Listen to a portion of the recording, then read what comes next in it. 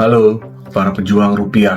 Pernah nggak sih ngerasain gaji itu cuma numpang lewat aja? Kayak tamu, datang, salaman, terus langsung pamit. Nah, siap-siap. Bentar lagi bakal ada tamu baru yang ikut numpang lewat di slip gaji para pekerja, yaitu iuran BP Tapera 3%. Intinya bakal ada potongan gaji, potongan tabungan wajib sebesar 3% buat bantu kamu katanya untuk punya rumah di masa depan. Terdengar mulia, tapi kok banyak yang protes?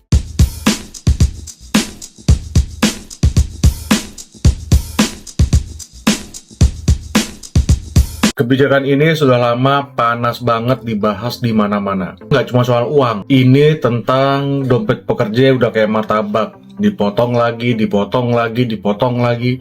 Bayangin aja, nasib pekerja muda yang lagi pusing mikirin cicilan kendaraan, cicilan gawe terbaru, atau bahkan cicilan masa depan sama pacar. Yang pacarnya belum tentu juga mau diajak cicilan bareng. Apakah benar kita bisa beli rumah impian masa depan? Atau jangan-jangan ini awal dari season baru serial Mimpi Buruk Cicilan Rakyat?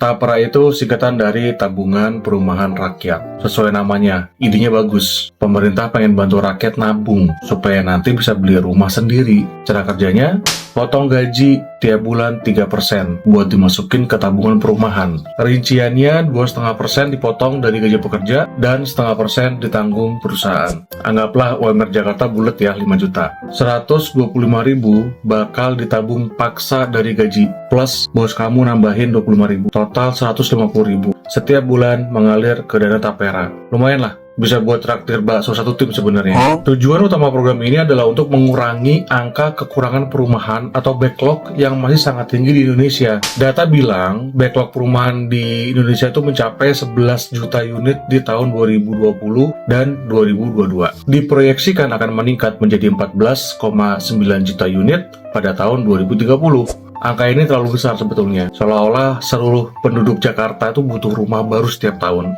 Mungkin pemerintah berpikir, Daripada bingung mengurangi backup, lebih baik kita membuat tabungan saja.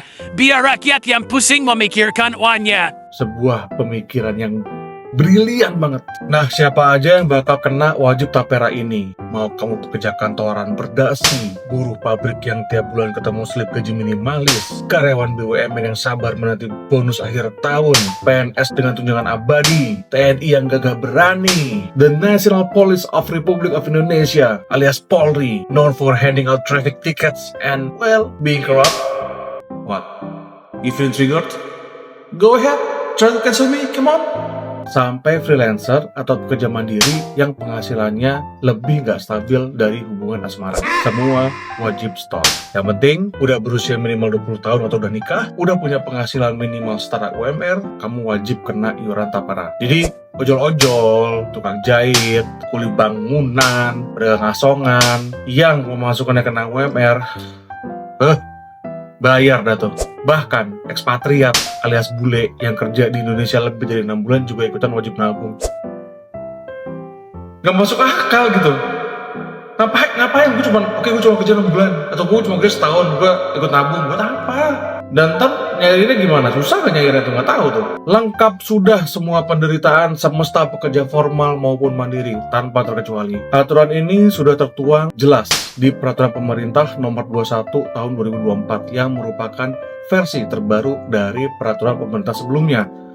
Pemerintah optimis banget, pokoknya paling lambat tahun 2027 seluruh pekerja Indonesia udah harus terdaftar jadi peserta Tapera. Ini kayak pemerintah bilang, Guys, kalian punya waktu sampai 2027 buat siap-siap mentar dan dompet.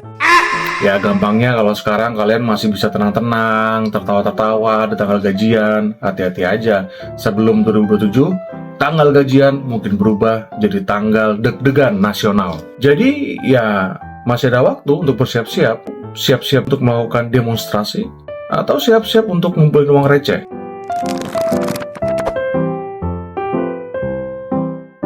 Bagaimana cara kerja potongan 3% ini? Gampang dan menyakitkan. Setiap bulan, perusahaan akan motong 2,5% dari gaji, terus nambahin 0,5%-nya dari kantong perusahaan. Total 3% langsung masuk rekening dana Tapera. Sistemnya mirip-mirip sama iuran BPJS Ketenagakerjaan. Bedanya ini lebih spesifik buat rumah. Tapi bedanya juga kalau BPJS bisa kepake kalau jatuh dari tangga. Kalau Tapera ya bisa kepake kalau kamu jatuh cinta sama brosur rumah subsidi dan pengen beli. Itu pun kalau kamu belum punya rumah.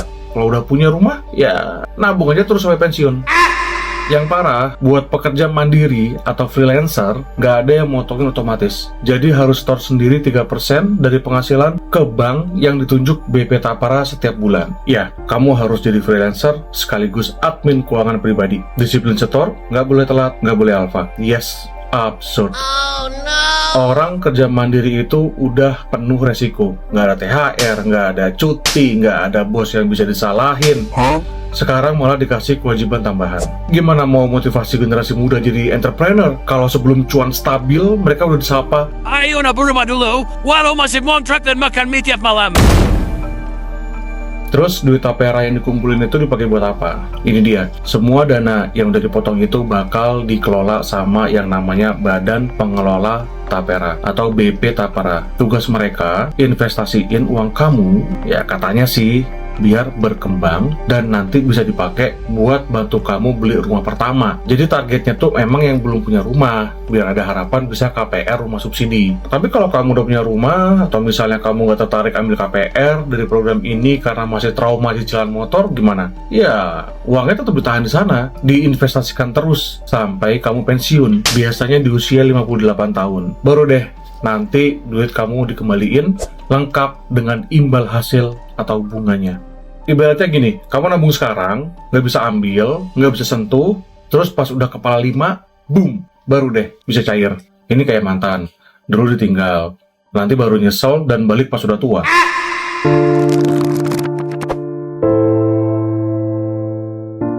Begitu wacana potong gaji 3% ini muncul, banyak pekerja yang langsung garuk-garuk kepala.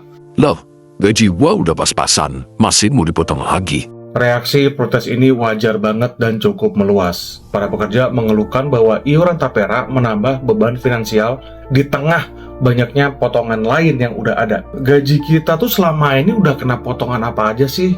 Banyak banget. Nih ya, PP 21 itu tarif terendah progresifnya aja udah 5% dari gaji bruto, ya. Langsung kepotong nih buat negara, 5%. BPJS Kesehatan, 1% dari gaji yang potongannya karyawan, 6%. BPJS Ketenagakerjaan, JHT, itu 2%, 8%. BPJS Ketenagakerjaan Jaminan Pensiun, 1%, 9%. Ya, belum lagi kalau ada potongan-potongan lain ya, kayak iuran serikat pekerja, koperasi, cicilan pinjaman ke kantor. Intinya ini 9% yang basic. Terus sekarang ditambah 2,5% lagi. 2,5% artinya 11,5%. Jadi, gaji kita tuh udah kayak martabak. Dipotong-potong beberapa bagian, sekarang dipotong lagi buat Tapera. Sisanya makin tipis. Bayangin aja kerja banting tulang sebulan, tapi yang bisa kamu nikmatin cuma ya, sekitar 88,5%-nya. Sisanya 11,5%-nya udah diklaim duluan sama negara. Oh no. Kalau gaji kamu 5 juta, berarti 600.000 langsung lenyap tiap bulan. Padahal ya, 600.000 itu bisa banget buat bayar listrik, air, internet, bikin dapur tetap ngebul. Buat yang hidupnya ngepas, potongan ini tuh bukan cuma angka, tapi determinasi antara makan mie ayam beneran atau ayam-ayaman di mie instan. Bukan cuma soal dipotong, tapi hasil dari tabungannya juga nggak segede ekspektasi. Dana Tapera ini rencananya bakal diinvestasiin ke instrumen yang aman-aman aja, kayak surat utang, deposito. Jadi jangan harap ada cuan spektakuler, karena imbal hasilnya yang diproyeksikan hanya sekitar 3,5% per tahun, yaitu setara bunga deposito bank. Sekarang bandingin, kalau kamu invest sendiri ke reksadana, saham, atau bahkan beli emas dari Shopee. Potensi keuntungannya bisa jauh lebih tinggi. Bahkan obligasi negara aja yield-nya bisa nyentuh 6,5% per tahun. Hampir 2 kali lipat dari return Tapera. Lah, mending duit gua keluar sendiri aja. Terserah, mau gua tanam di pasar modal, usaha kopi susu, atau beli kripto, daripada ditabungin pemerintah, tapi cuma macam gitu. Apalagi duit Tapera itu nggak liquid, alias nggak bisa dicairin kapan aja. Misal darurat, tiba-tiba kulkas mati, motor mogok, atau patah hati dan butuh liburan, ya dana tapera nggak bisa bantu. Dia dikunci rapat sampai kamu pensiun.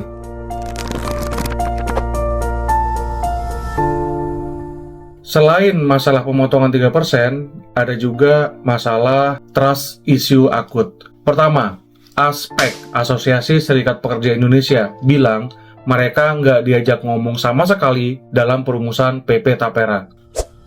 Ini program yang motong gaji pekerja, tapi pekerjanya nggak diajak diskusi.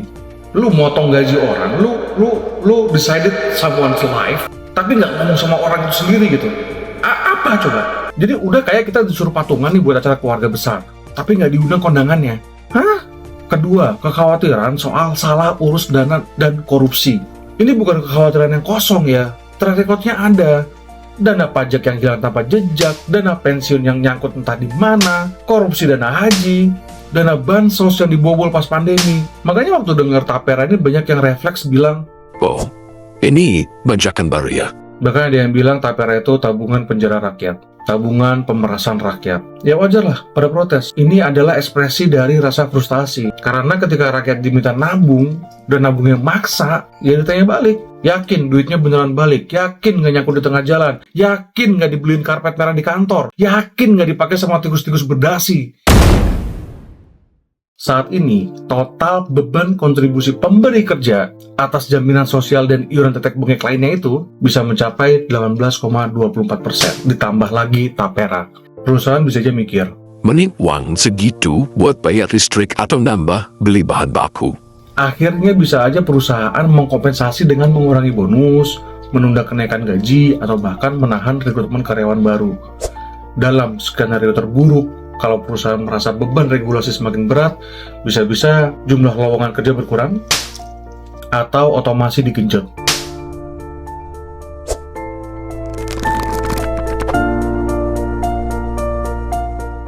Sejak kabar tapera ini mencuat, kontroversinya meledak kayak minyak panas ketumpahan air. Serikat Pekerja, LSM, anggota DPR, rame-rame angkat suara. Di media, judul-judulnya udah kacau. Gaji makin tipis, dipotong tapera, lalu karyawan dapat apa? Pas pekerja dilarang kaya. Buruh, ancam demo, pemerintah masih motok. Kalau kata netizen, Kenapa nggak lewat RUU Perampasan aja?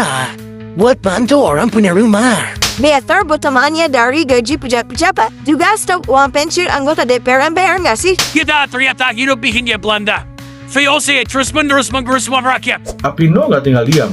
Mereka lagi serius mempertimbangkan ngajuin judicial review Undang-Undang Tapera ke Mahkamah Konstitusi. Apindo menegaskan mereka tidak menolak tapera secara keseluruhan. Yang mereka tolak adalah sifatnya wajib. Karena menurut mereka, kalau ini disebut tabungan, ya mestinya kayak tabungan pada umumnya. Sukarela, bukan pakai ancam potong gaji otomatis. Bahkan Apindo juga kasih solusi yang cukup masuk akal. Mereka menyarankan, kenapa nggak pakai program JHT dari BPJS Ketenagakerjaan yang udah ada, lewat skema manfaat layanan tambahan atau MLT. Jadi ternyata dana MLT ini nggak kaleng-kaleng, udah ada 136 triliun alias sekitar 30% dari total aset JHT, dan dana itu bisa dipakai buat bantu perumahan pekerja. Skemanya juga udah ada dan terstruktur. Skema baru malah cuma malakin aja gitu loh. Pakai aja yang udah ada, nggak perlu potong-potong sana sini lagi, nggak perlu bikin sistem baru lagi yang nggak jelas. Tapi ya itu dia, suara Apindo kadang cuma terdengar di seminar dan berita ekonomi. Sementara pemerintah lagi sibuk menjelaskan tapera lewat brosur dan baliho. Bersama tapera, kita wujudkan rumah impian.